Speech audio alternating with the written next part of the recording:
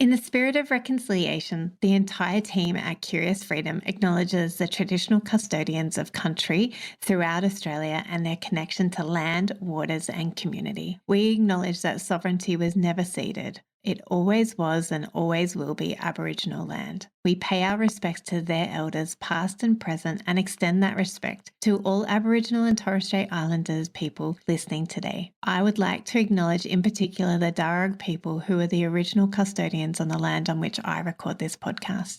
Thank you for showing us what Curious Freedom can look like.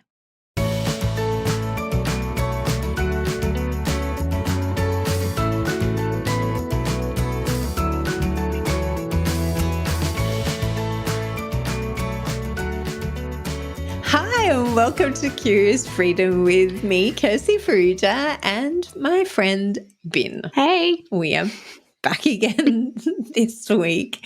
We are being curious about what to do with random items that we find and that we might be feeling overwhelmed with. So, Bin, do you want to tell us how this episode came about? Yeah, I was having a chat with a mum friend and I was asking her something to do with what was her biggest hurdles when she was decluttering and things like that, because we're talking a lot about micro decluttering. So sort of doing a drawer here or a cupboard there. And she was saying that the part that she gets stuck on and then actually loses motivation to want to keep going is when she's done the drawer, she's decluttered, and that's all done. But then she turns to the side and then she's got this pile of random things that don't all fit together, can't really group like with like. And she's like, oh, now I have to find homes for all of them as well. I'm done. Like, I'm just so I was like, oh, I wonder how many other people out there also have that feeling of when you've done everything, you've sorted, and then you go, oh, now I've got to make some more decisions and what's going on, and I'm done, and okay, this is too hard. I don't want to do it anymore. So, yeah, we thought that was worth talking to. We also went out to our team Yes. and asked this question of our team and what advice they would give to somebody who had that same issue, or if they've come across it with their clients, what do they do? Yeah. So we will be sharing some tips from our team as well. So yeah, did you give your friend any advice on that? I don't think so. Super helpful, aren't I? She wasn't really asking for advice. She was just sharing. Yeah. I'm very good at wanting to give advice to everybody, so I'm getting better at trying to gauge the situation. I'm laughing because I'm exactly the same, my friend. But I'm trying to get better myself at understanding, is this a listening conversation or is this a giving advice conversation? So she was just kind of, because I'd asked her, she was just sharing and I was like, oh, that's a really interesting, that could be worth teasing out a little bit and just seeing what do people do, because, you know, you've decluttered, you've done something good, motivation's there, and then you're like, oh, like you're trying to make things fit together and they don't, the categories are all different, it's just too hard. I'll tell you what I do in this situation. I mean, it's a bit different because this friend of yours was talking about a micro declutter. Yeah. And so we'll link in the show notes to that episode. It's a great episode. We recommend it all the time. One of the things that I do when I'm working with clients, which isn't a micro declutter generally we're doing a macro declutter. We're doing a whole room or a whole space. One of the things that I do is, as we come across something that belongs in another room, I get the client to take it to that other space straight away. Yeah. And one of our new team members was asking me about that the other day after we'd done a session, and I'd asked for feedback. I was like, hey, tell me, have you got any questions about how that session went for you? Because this is new to you. And she came back and said, actually, I want to know, why did you make the client go to the room every time instead of just making a pile? And I said, that is exactly why I don't make people make a pile, because when they get a pile, they feel overwhelmed by the pile and they find it demotivating and frustrating that they then have to go and put that pile away. And we often see, when we go into homes, these random piles where people have got stuck and they don't know what to do. And so my biggest recommendation is that even if you're doing a micro declutter of your teaspoon drawer and you find, let's say, a corn fork that you don't want to live in the teaspoon section, then and there decide where it is you want these corn forks to live. I know I'm just choosing something random. Yep. Or maybe it's a peg I was that going to you say a found. peg. Yep. Yeah, you found a peg. Then I would highly recommend taking that peg and putting it in where pegs live straight away. Yeah, so that's what I do. And people can feel really frustrated. My clients can feel really frustrated because they're like, can't I just make a pile? And I, again, remind them that making a pile is probably the reason they've got me into the house in the first place, because we're dealing with lots of piles. So it's very, very tempting. I know. And I know how tempting it is. Beautiful, curious ones, how tempting it is to make a pile to deal with later. But as Bin's friend has experienced, when that later time comes, you feel frustrated and overwhelmed. And it's just one more thing that you have to deal with. So if at all possible, my recommendation is to go and put those things that you find a home for them straight away. And so then you're not left with a pile. Yeah. And if you think about the very nature of an actual pile, it just looks overwhelming because there's no order to it and it just looks like chaos. So you feel chaotic, you feel like, stressed and more decisions and I'm too tired and it's just too hard. So yeah, definitely go put it where it needs to be. I think flowing on from that, I think perfectionism can come into this a little bit as well. I know with conversations with various people in my life, them talking about wanting to find like the right home for something. So sometimes it's that paralysis of, but I can't just go put it somewhere because it has to be the right home, but I don't have the space to think about what the right home is right now. So it's just going to stay here. I feel like that's part of this as well, of giving yourself permission to put it where it should be, where it makes sense. And then you will be able to find whatever the right home is that you think later on. Yeah, and that's exactly right. Like maybe the peg doesn't have a home in your laundry or out by your clothesline or wherever, but putting it somewhere where you're more likely to find it, which is probably not in the cutlery drawer, 100%. Like if you don't know where its home is, there's a couple of things that you can do about that. Like Ben said, you can think about like, well, where do I most use it? Like, where is this used the most? And for instance, the pegs are most used in your laundry or out by the line. So those two places are probably the most logical place for a peg to live, either in the laundry or outside near the clothesline, or if you've got an internal clothesline near that. So then, okay, but I don't have a peg basket. Okay, that's fine. You don't need a peg basket right now. That's not the problem we're solving. The problem we're solving is back in the cutlery drawer right now. But at least you've got the peg to its more logical home. And this is what we do with people all the time when we're in their homes decluttering a big space. Okay, so we definitely know we need to organize the laundry, but it doesn't need to be done right now. So let's just get the peg to the laundry, and then that will encourage us to sort out the laundry when we get to the laundry. So finding the most logical place, where am I going to look for this again?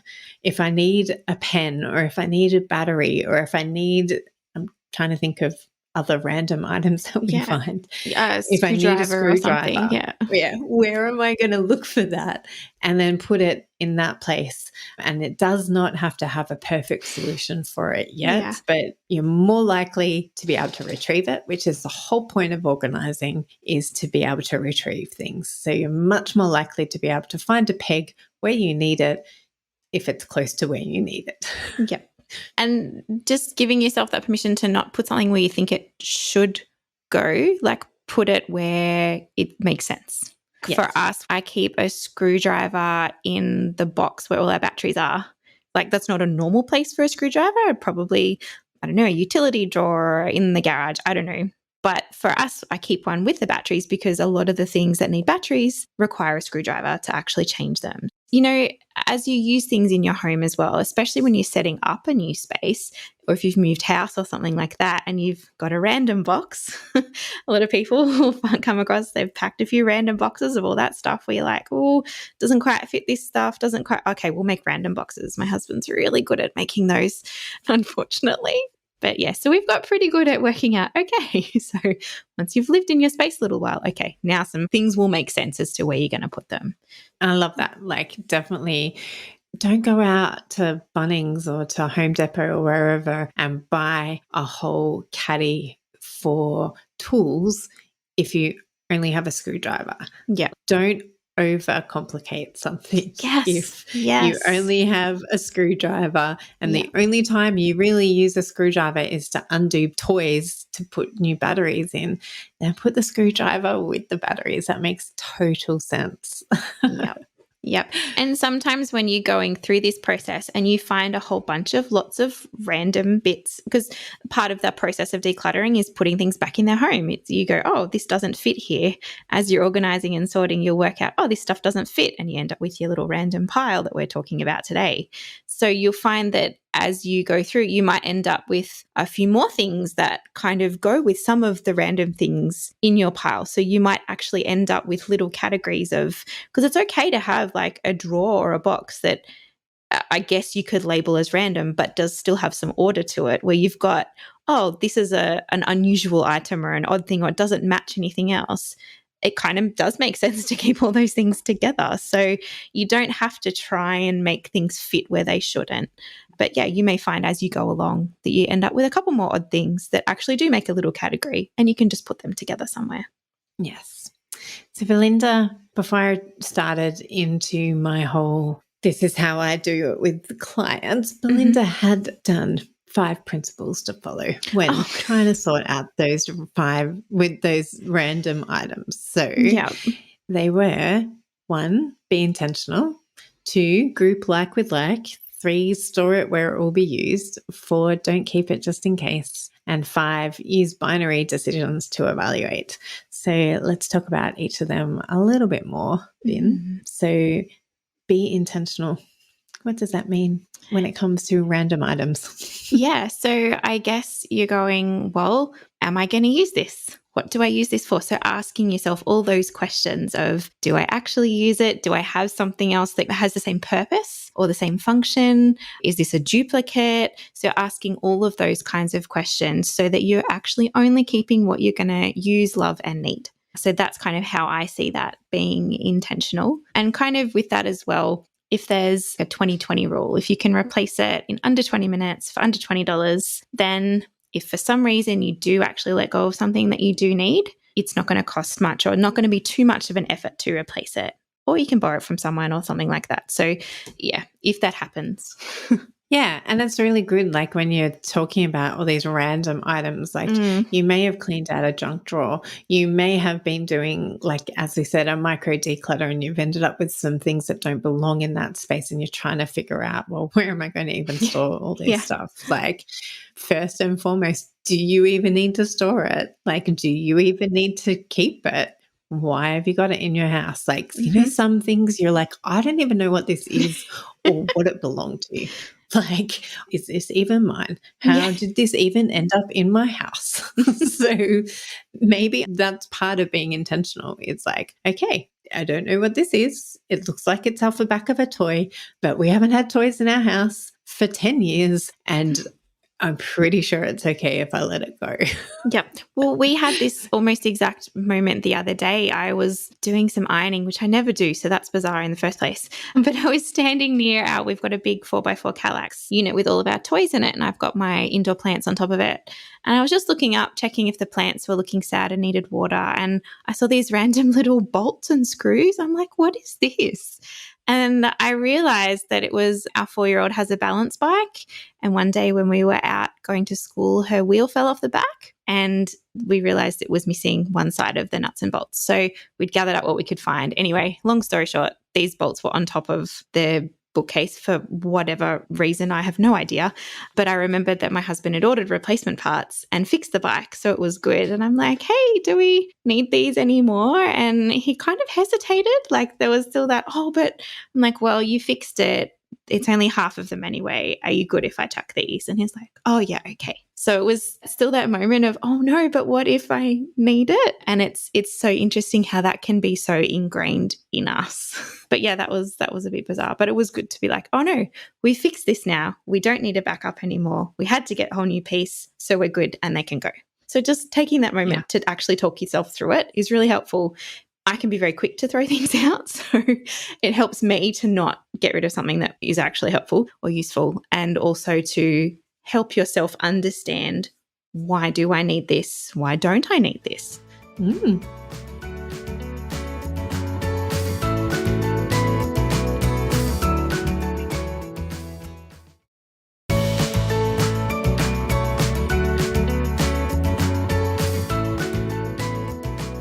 So the second one was grouping like with like, and that is really helpful. Like as Bim was saying before, how can you think about, where does this random item go? Is there something similar to it that I would then go, oh, I need to find the screws for the balance bike? Like if you had kept them, where would you have put them, Bin?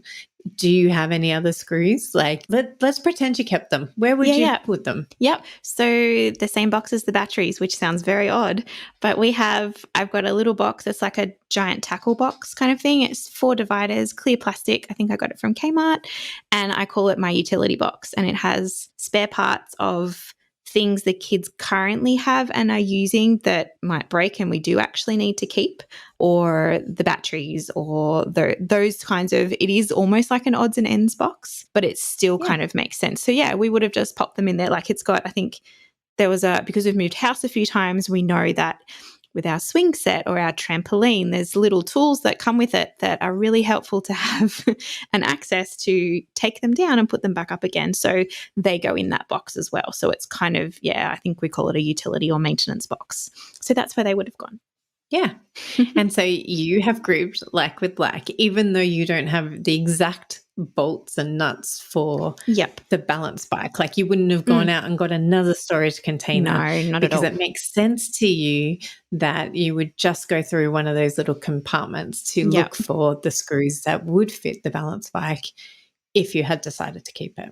Yes. So thinking about where it is that you would look for it, where would you look for all of those things? Like if you were to group like with like, where would be the place that you would store it? That which takes us on to our next point, which is storing it where it will be used.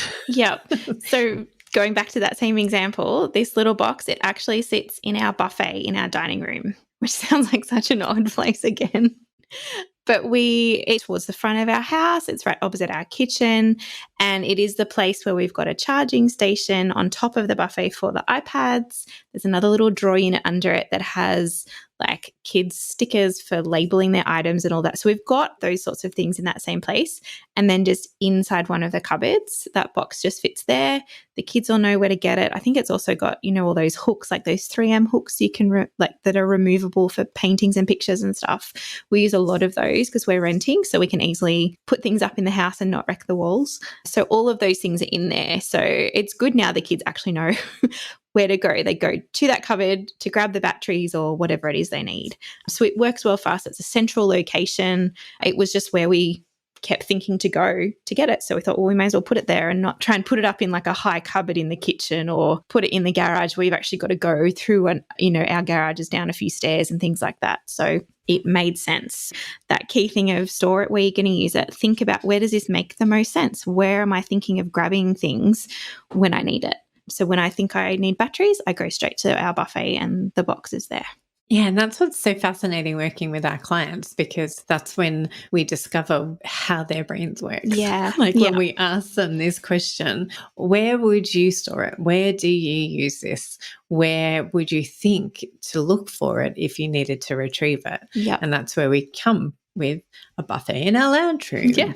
Like on top of in our bedroom cupboard, like in these things that we wouldn't necessarily think, that's not where we would choose to put it. But it's Yeah. not about where we as declutter coaches would think to put it. It's about where makes sense for you, because you're the one that needs to retrieve it, Yes. not us. Yeah. So we have to make it work for you. Yeah, we don't want text messages every time. And they do, and that's totally okay. But if that was happening all the time, you'd have to go, maybe we should put this somewhere where you're going to think to use it, not where we've decided is a good place. Yeah. Yes. So the next one is don't keep it just in case. Coming back to the balance bike. Yeah. Nuts and bolts is really being intentional, and don't keep things just in case you might use it, because that's when you have to then create all these systems and this storage for things that you never going to use. Yeah. Do you want to talk to that a bit more? Yeah, I was just thinking that it's really good to just get real with yourself. I think this is where your aspirational self and your actual self, we've talked about this a little bit before, where that comes into play. If you start asking yourself what if questions, that's when you've started to hit that aspirational self. You've kind of moved out of realistic. That's how I kind of think of it anyway. You're starting to think of possibilities and opportunities. And if you're starting to work hard to convince yourself that you really need to keep this item, whereas it could just be taking up space, it's one less thing to move and dust. Like, who wants to clean things when there's stuff all over the top of them? It actually makes it really difficult. Keeping just in case is not really a great way to go about it. Yeah. When I hear people give me just in case reasons for keeping things, I'll go, tell me a time when that actually happened. And if they can tell me a time when it actually happened, then I'm like, okay, cool. You can keep it. You can keep it. But telling me about how your neighbor from 20 years ago, it happened to their brother-in-law, I don't want to hear about it. Like, oh, I do. You can tell me, but I'm going to be questioning you about, okay, so tell me about a time in recent history where that has happened and how that has affected you, not your neighbor's brother-in-law 20 years ago. Yeah.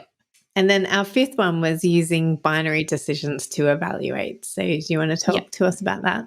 Yeah, so I love this technique. It just helps to really simplify things, to pull it back, make it not so confusing. So I'm blanking out of trying to think of a binary decision at the moment, but it's basically where you're choosing between two options. You're not entertaining like multiple different options, which actually makes it harder for you to make a decision. You're pulling it back. So sometimes it can be simple as keep or go. And then in the go, okay, donate or rubbish. So you're breaking it right down. You might end up needing to make a few more decisions, but your ability to make those decisions is actually going to be a lot easier and kinder for yourself. In terms of the random stuff, you can start with it, keep or go. Okay, well, you get to keep. Okay, well, then you would go, okay, do I need a junk drawer or should I find another home for it? Yeah. Okay. Yep. And then you go, okay, I need to find another home for it. Okay, should it be in the kitchen or the laundry? Yeah. Oh, it should be in the laundry. Okay. Yeah. Do I need to deal with it right now? Yes or no? Like, because that's where, like, again, that could be you just moving it into the laundry, into a cupboard to be dealt with at a later time. And not that we're here all the time promoting do it later, because that's not our style. Our style is to do it now. Yeah. But again, sometimes like when you're dealing with these random items, just getting it to the place where you're more likely to find it than in a random drawer, then that's a good problem. Like that's a good solution for today. Like let's just come back to why, again, coming back to the idea of being demotivated to do these micro declutters. And that's not always what we're doing. Sometimes you do want to find a solution to where do I want this screwdriver to live? Yeah. You know, and then you can be problem solving for that problem. And then that maybe it is like, oh, okay, well, I do want it to live in the laundry cupboard and this is where I'm going to store it.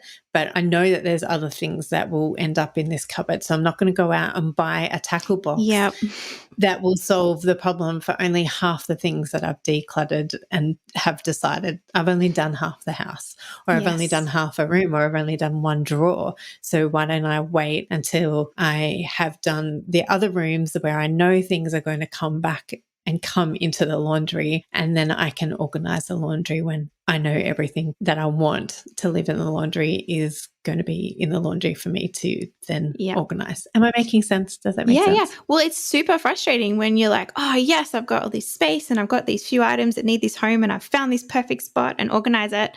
And then you continue going through your house and you end up with more stuff, and the solution you found to start with doesn't work anymore because you could have just waited.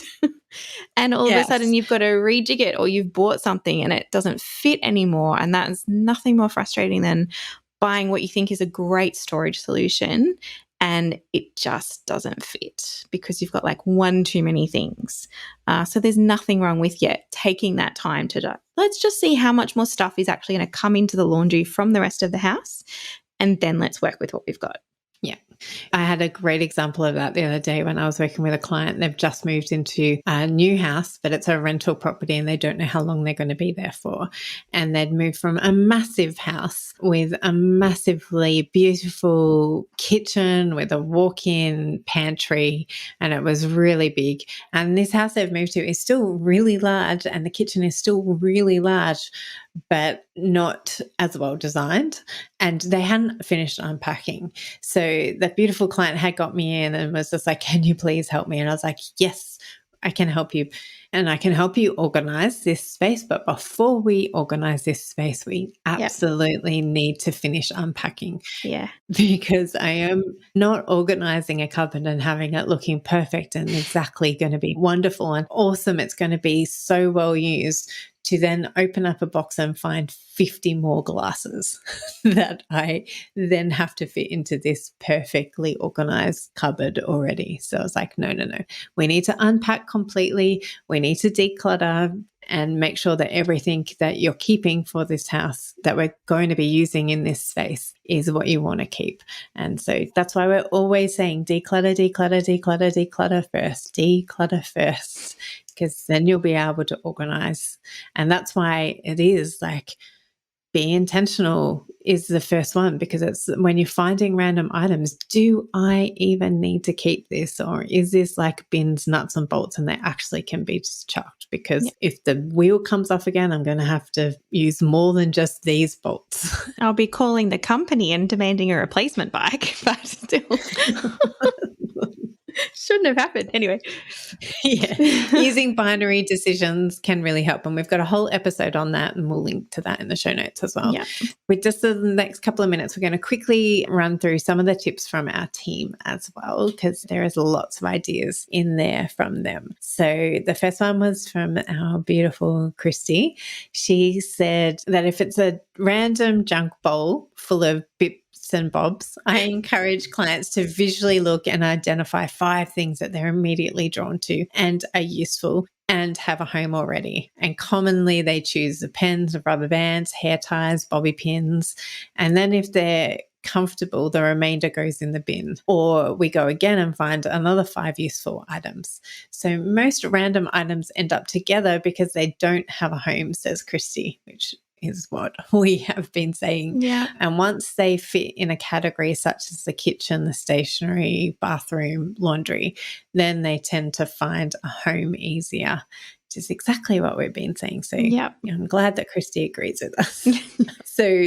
She also said that the clients that she works with that find these random items the most challenging are the ones that have no structure or rules for organizing their stuff. So she often begins with a short list first. So identify useful items, group like with like, establish a system before she gets the clients to join in the decluttering. So she has a new system that she's trialing to have some small baskets on the kitchen bench where random items go.